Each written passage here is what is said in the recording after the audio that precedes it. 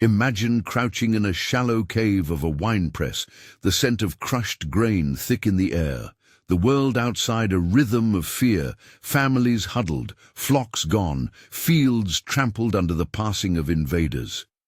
That is where we meet Gideon. Not a general, not a prophet in a robe, but a farmer hiding bread beneath his knees, trying to keep a harvest from being stolen. Then, in that low place, a messenger appears and says something that jolts the entire scene. "The Lord is with you, mighty warrior."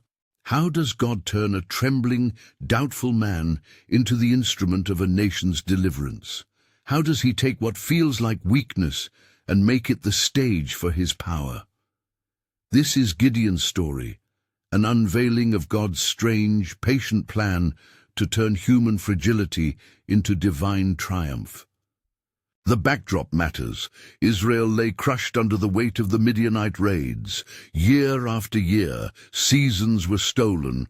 Crops never reached the granary because Midian and its allies would sweep in with camels and men, leaving fields bare and people impoverished. The trauma wasn't only material, it was moral and spiritual. When people live under constant threat, faith erodes like soil under a flood. Farmers hid threshing wheat in winepresses because the open threshing floors would draw raiders. Idolatry reasserted itself in the absence of visible protection. Baal altars stood in many towns, and fear made people cling to anything that seemed to promise stability. In this hard soil, God chose to plant a deliverer. Gideon's calling didn't arrive on a battlefield or in a great assembly. It came in secrecy, in a place of shame for a man he might have considered inconsequential. An angel of the Lord found him, and the greeting was unexpected and weighty. An ordinary man faced an extraordinary claim. God's presence rested upon him. Gideon's response was honest and raw. He could see the reality around him and could not reconcile it with that official-sounding greeting. If the Lord truly was with them, he asked, why were they suffering under Midian? That question is a faithful question. It's the question of anyone who has ever felt God's promises on one hand and real suffering on the other. The Lord's commission was direct. God sent Gideon to save Israel from Midian's hands, but the call came with a testing of faith. Gideon did not leap into action. He needed confirmation. Before he acted, signs were given, small but unmistakable answers that guided his trust. He prepared an offering of meat and unleavened bread, and the messenger touched it, and fire consumed it right before his eyes. That burning was not mere spectacle. It was a divine validation. God had seen, God had heard, and the call was real. Even then, Gideon's faith was not instantly unwavering. He moved from burning wonder to cautious obedience. The first significant act of obedience was disruptive. Under cover of night, at God's word, Gideon went to his father's yard and tore down the altar to Baal and cut down the Asherah pole beside it, symbols the people had leaned on for deliverance in the past. Fault lines opened immediately. The community, attached to its familiar objects of hope, sought to punish the one who had defiled their shrine. Gideon's father, Joash, quietly defended his son with a measured word. If Baal is a god, let him defend himself. Gideon's action was risky. He did not take broad consent. He obeyed. That kind of obedience rarely sits comfortably at first with the crowd, but the act demonstrated an important principle.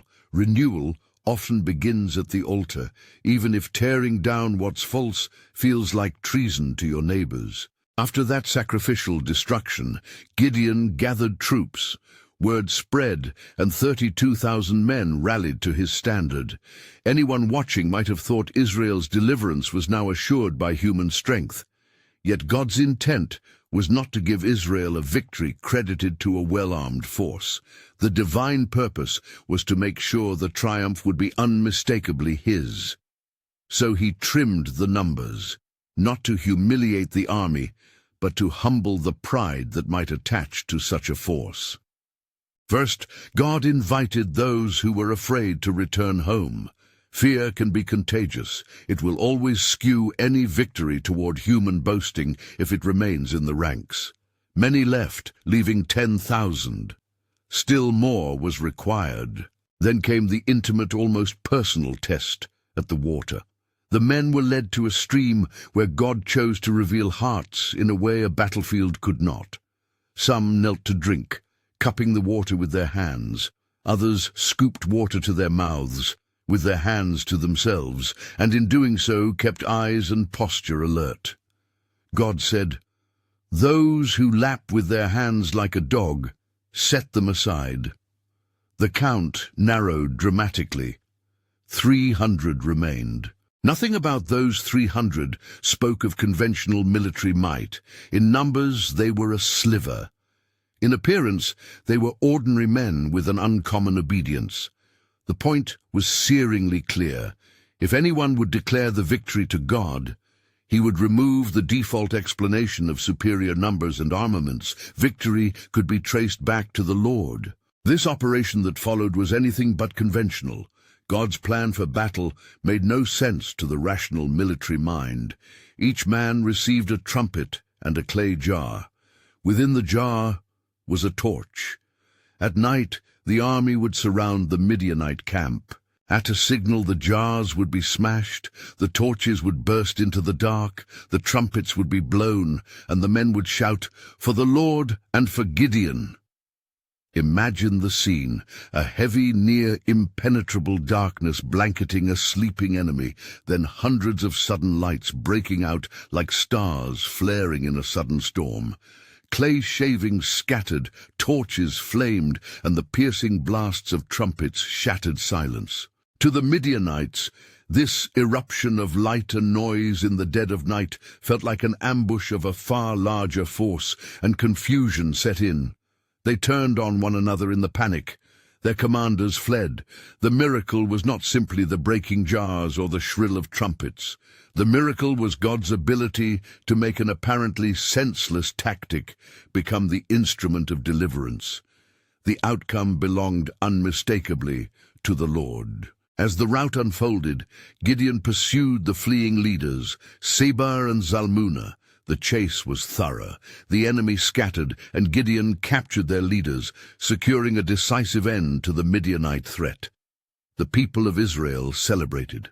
The songs rose, the praises echoed through towns reclaimed from fear. Gideon's name was lifted by a grateful nation. In the wake of this triumph, a crowd pressed toward him with a familiar temptation. "Rule over us. You have delivered us. Be our king." Gratitude can quickly morph into a desire for a human monarch who will step where God had led. But Gideon refused. He understood, at least in that moment, that to accept kingship would be to deflect the glory God had given. Leadership, he insisted, belonged to the Lord, even as he accepted honor for his role as an instrument of God's saving work. And yet the story does not end with a tidy moral of humble refusal. Gideon asked for part of the spoils, golden earrings collected from the defeated Midianites, and used them to fashion an ephod, a kind of memorial garment. At first, this ephod was intended to be a sign, a souvenir carved out of victory to remind the people of God's deliverance. But memorials are fragile things. Without careful direction, they can shift from a pointer to God into an object of devotion. The ephod became a snare. People began to revere it in ways that diverted their worship from the Lord. A well-intended memorial turned into an idol. This is one of the sobering lessons of Gideon's life.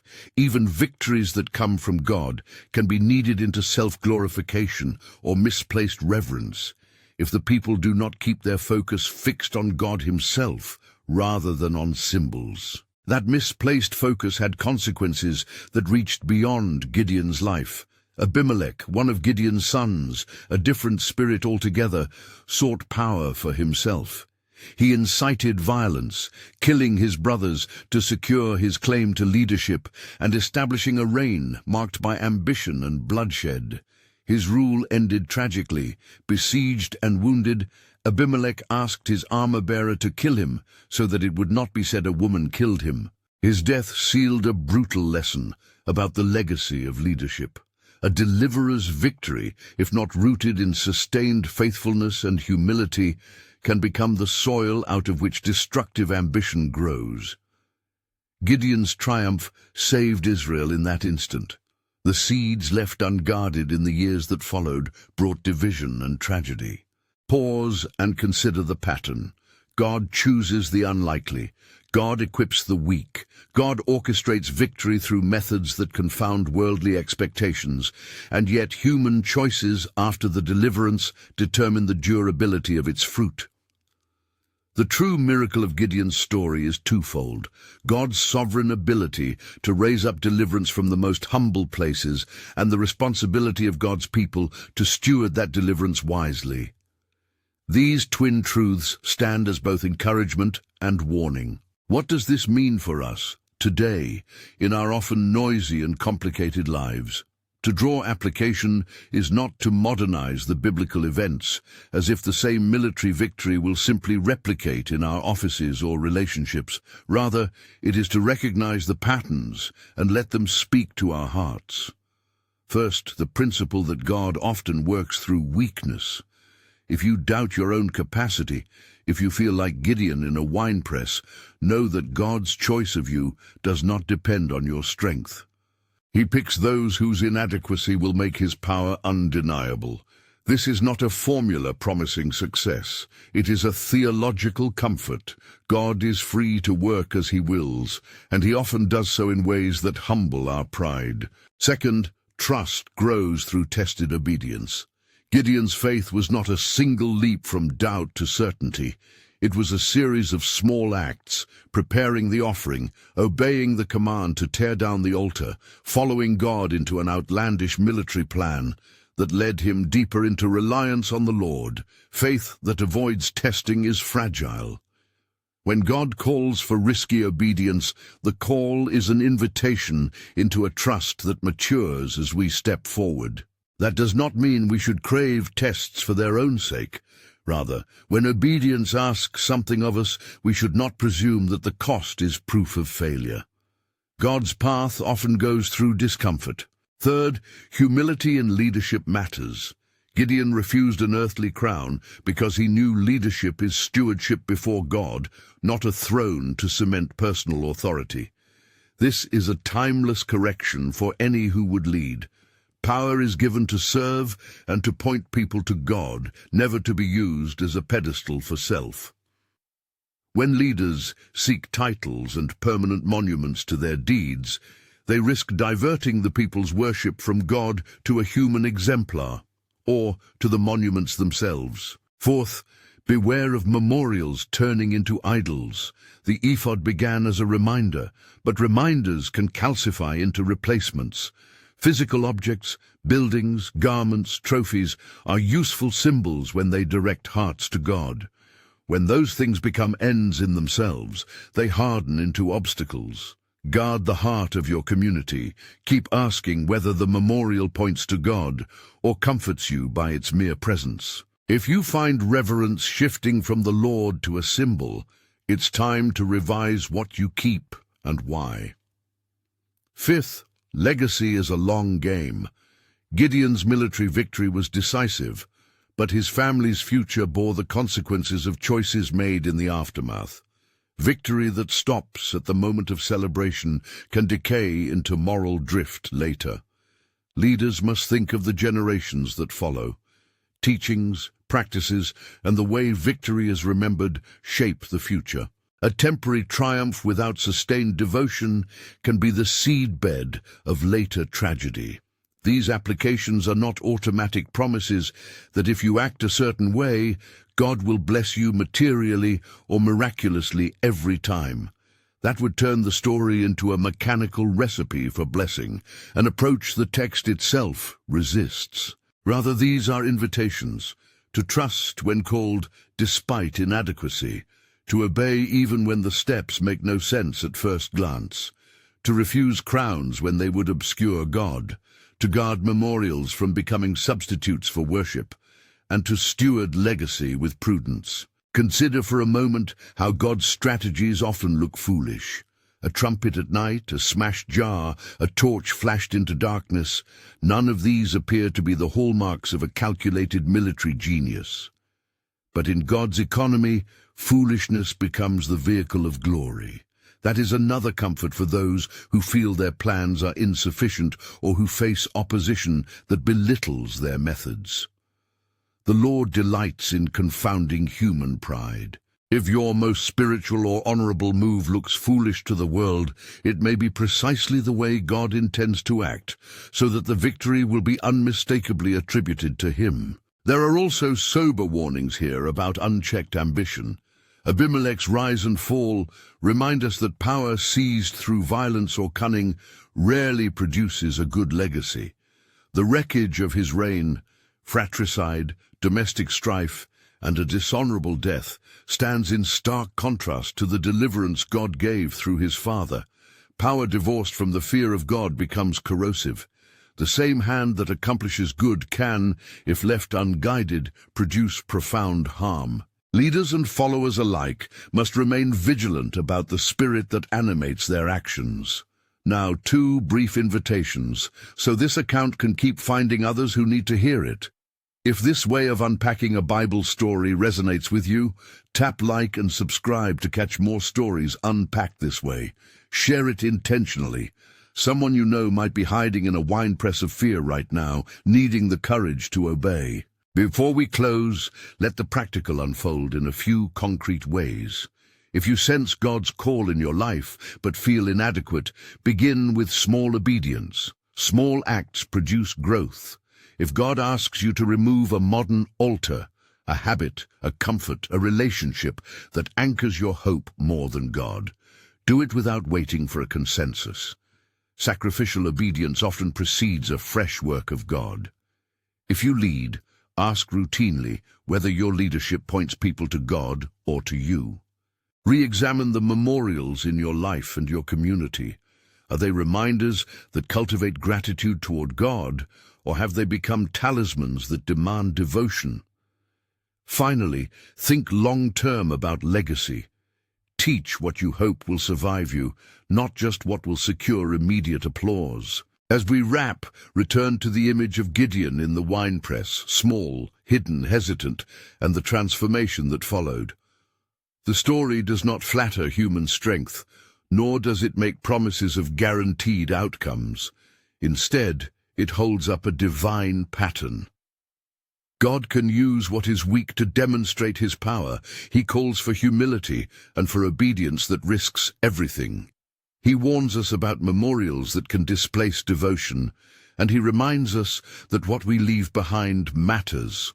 If you let God receive the glory, He will keep the victory pure. Share with someone who needs to be reminded that God uses weakness. Subscribe to follow more stories of faith, and if this stirred something in you, tell us about your own Gideon moment in the comments, where you felt small but sensed God calling you to step out. Lord, we thank you for the way you meet us in our hidden places, and for turning our weakness into the stage of your power. Give us courage to obey where obedience costs, humility when honor comes, and wisdom to guard our memorials, so they always point back to you. Keep our leadership rooted in you and preserve our legacy for your glory. Amen.